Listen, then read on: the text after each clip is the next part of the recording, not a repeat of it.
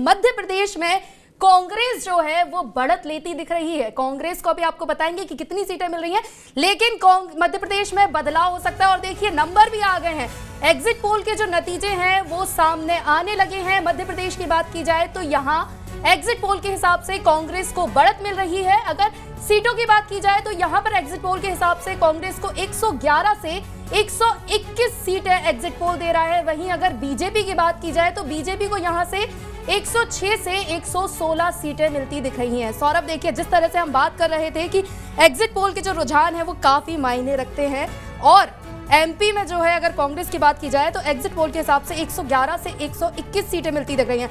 हालांकि अभी देखिए राजस्थान और छत्तीसगढ़ की बात की जाए तो उनके भी आंकड़े कुछ ही देर में सामने आ जाएंगे, लेकिन मध्य प्रदेश में जो है वो यही नंबर सामने आ रहे हैं और बदलाव की स्थिति एग्जिट पोल के हिसाब से मध्य प्रदेश में नजर आ रही है।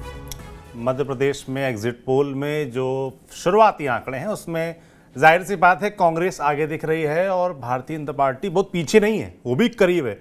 यानी कि जैसा कि हमारे साथी अंजलि ने भी कहा कि पिछली बार की तरह कुछ होने वाला है एग्जिट पोल्स के हिसाब से। फिर से मैं आपको बताता चलूँ, एग्जिट पोल्स का ऐसा मानना है कि चुनाव करीबी रहेगा, पिछली बार की तरह ही नतीजे आ सकते हैं।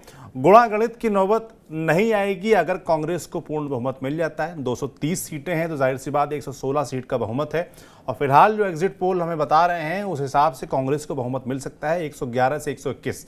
अब 111 से 115 के बीच अटके तब तो फिर गणित लगेगा, और अगर 116 के ऊपर ले आते हैं तो फिर वहाँ पर क्लियर हो जाएगा। इसी तरीके से आप देखिए तो भारतीय जनता पार्टी को भी 111 से 116 तक की गुंजाइश रखी गई, यानी कि बहुमत उनको भी मिल सकता है। यानी कि एग्जिट पोल्स के हिसाब से फिलहाल सरकार दोनों ही पार्टियां बना सकती हैं या दोनों ही पार्टियां अटक सकती हैं, और वहां पर जरूरत पड़ेगी निर्दलीय प्रत्याशियों की, या जो बागी प्रत्याशी हैं या फिर जो अन्य पार्टी हैं, गोंडवाना गणतंत्र पार्टी हो, बसपा हो, इनका गठबंधन है, इनसे मदद ली जा सकती है। देखने वाला होगा क्या होगा। 3 तारीख को ही मुख्य चुनाव के नतीजे तो तभी आएंगे। बाकी हमारे साथी अंजलि ने आपको बताया कि 3 राज्य उन्होंने गिनाए, मध्य प्रदेश, छत्तीसगढ़, राजस्थान, तेलंगाना, मिजोरम, वो भी हैं। 5 राज्यों के एग्जिट पोल्स आएंगे, तो सभी के एग्जिट पोल्स के नतीजे हम आपको बताते चलेंगे। भोपाल से हमारे साथी आमिर जुड़े हुए हैं, और आमिर से मैं पहली प्रतिक्रिया चाहूंगा। ये जो बड़ा करीबी कॉन्टेस्ट बता दिया गया है और बढ़त कहीं ना कहीं कांग्रेस को दिखाई जा रही है, इस पर आप क्या कहेंगे? देखिए, जिस तरह से अभी हम TV9 डिजिटल पर कांग्रेस जो बता रहे हैं एग्जिट पोल में कि 111 से 121 तक सीटें आ सकती हैं। 116 सीटों की मध्य प्रदेश में सरकार बनाने में जरूरत होती है, और ये कहें कि जिस तरह 2018 में चुनाव के परिणाम से वैसे ही 2023 में चुनाव के परिणाम आएंगे। यानी बहुत ज्यादा पूर्ण बहुमत के साथ कोई भी पार्टी जो है एक तरफा सरकार बनाने नहीं जाती है, ये तो एग्जिट पोल में दिखाती है। क्योंकि भाजपा जिस तरह से 16 तक जा रही है, कांग्रेस 111 से 121 तक जा रही है। 2018 के आमिर जी, आपकी आवाज साफ नहीं आ रही, क्या आपने म्यूट कर रखा है? अनम्यूट करके एक बार करिए जरा। नहीं, आवाज आ रही है, साफ नहीं आ रही है आवाज, मुझे लगता है एक बार म्यूट करके अनम्यूट करिए। देखिए जब तक आमिर जुड़ते हैं तब तक हम बता दें कि राजस्थान में जो है उसके भी कुछ ही देर में आंकड़े आ जाएंगे। छत्तीसगढ़ में भी जो 90 सीटें हैं उनके भी कुछ ही देर में नंबर्स आ जाएंगे। लेकिन मध्य प्रदेश में जिस हिसाब से देखा जाए तो कांग्रेस को बढ़त मिलती दिख रही है। ये भी बड़ी बात है, क्योंकि सौरभ आप गए भी थे, ग्राउंड फ्लोर पे आप मौजूद थे।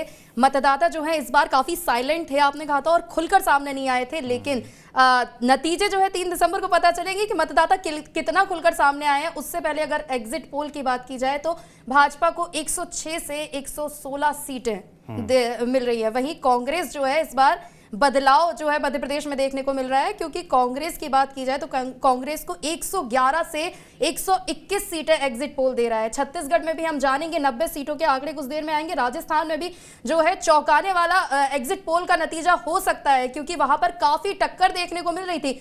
कुछ भी कह पाना भी मुश्किल हो रहा था। इससे पहले जब हमने फलौदी बाजार की बात की थी, सट्टा बाजार की बात की थी, उसमें भी कहीं ना कहीं, चाहे इंदौर की सट्टा बाजार की बात हो, भोपाल के सट्टा बाजार की बात हो, तो कांग्रेस को बढ़त मिलती दिख रही थी। हालांकि उस पर हम बिल्कुल भरोसा नहीं करते हैं, लेकिन एग्जिट पोल के जो नतीजे सामने आ रहे हैं उनमें जरूर कांग्रेस जो है वो हम तो वही दिखाते हैं जो जनता को पसंद आता है। तो फलौदी सट्टा बाजार के आंकड़े लोगों को पसंद आते हैं, तो इसलिए हम ढूंढ के लाते हैं, बताते हैं।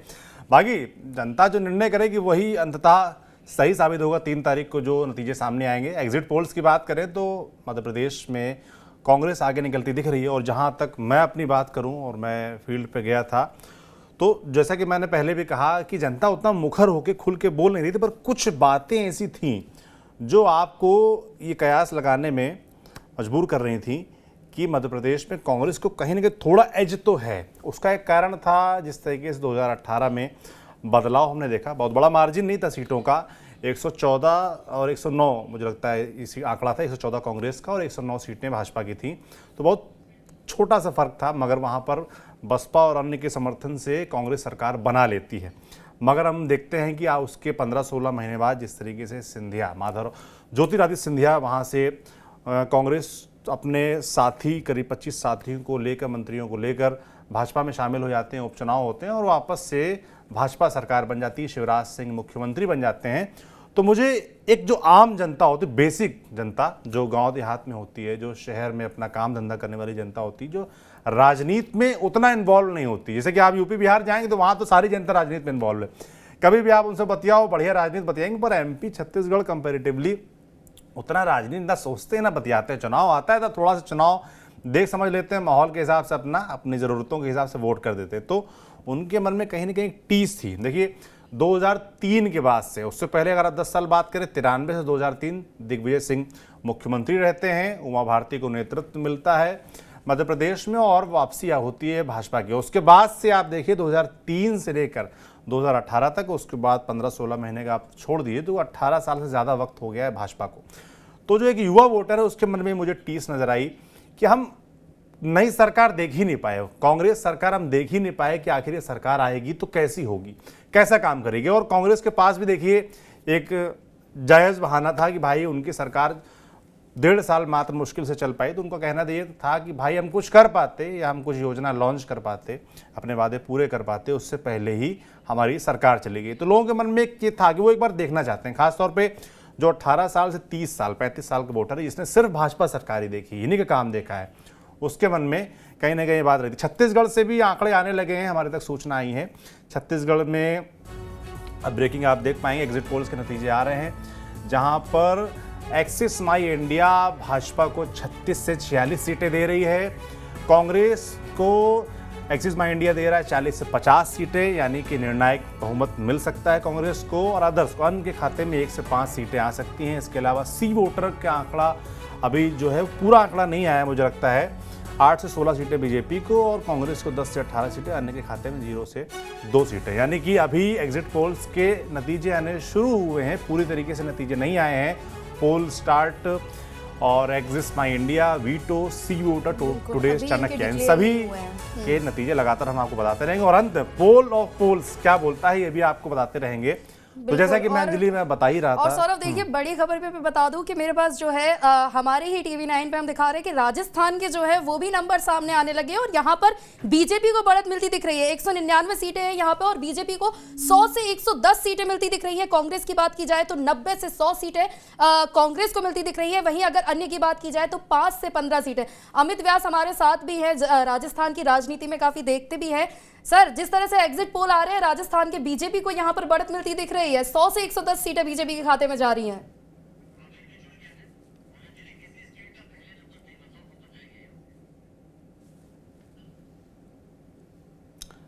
अमित जी की मुझे लगता है आवाज में, अमित जी म्यूट है क्या, एक बार चेक कर लीजिए। उससे पहले हम छत्तीसगढ़ के नतीजे आपको, जो एग्जिट पोल्स के नतीजे हैं पूरी तरीके से नहीं आए और उसमें भी एक एक्सिस माई इंडिया का सर्वे आया है। एक्सिस माई इंडिया के सर्वे में फिलहाल कांग्रेस आगे नजर आ रही है, उसको निर्णायक बहुमत मिल सकता है, 40 से 50 सीटें मिल सकती हैं। भाजपा भी बहुत पीछे नहीं है, भाजपा भी 36 से 46 सीटें ला सकती है। काफी कांटे की टक्कर, तो कांटे की टक्कर है।